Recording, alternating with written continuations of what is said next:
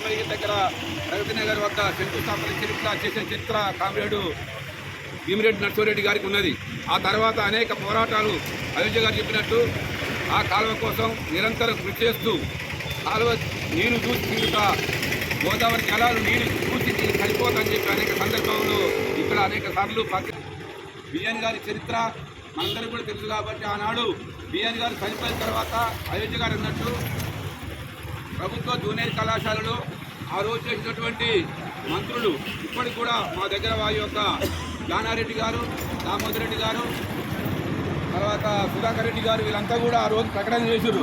ఖచ్చితంగా భీమిరెడ్డి నరసింహారెడ్డి గారికి శ్రీరామ్ సాగర్ కోసం పేరు పెడతామని చెప్పి ప్రకటన చేసి దామోదర్ రెడ్డి గారి నోటి మాటలతో చెప్తున్నటువంటి పత్రిక సాక్ష్యం.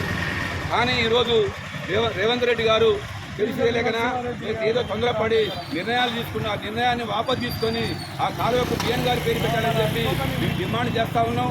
ఇప్పుడు మన చంద్రబాబు నాయుడు ముఖ్యమంత్రి, ఆంధ్రప్రదేశ్ ముఖ్యమంత్రి గారిని తెలుసుకొని అక్కడ శిలాపలక వేసింది ఎవరు అని తెలుసుకుంటే కూడా మన రేవంత్ రెడ్డి గారు తెలిసిన విషయం తెలుస్తుంది. కాబట్టి ఈ యొక్క శ్రీరామ్ సాగర్ కాలువకి బిఎన్ గారి పేరు పెట్టాలని చెప్పి మేము డిమాండ్ చేస్తూ ఉన్నాం.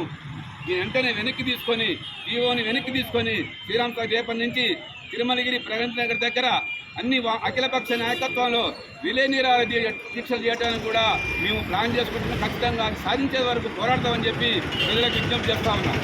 పెట్టాలి శ్రీరామ్ సాగర్ 2వ దశకు భీమిరెడ్డి నరసింహారెడ్డి గారి పేరును పోరాడతాం.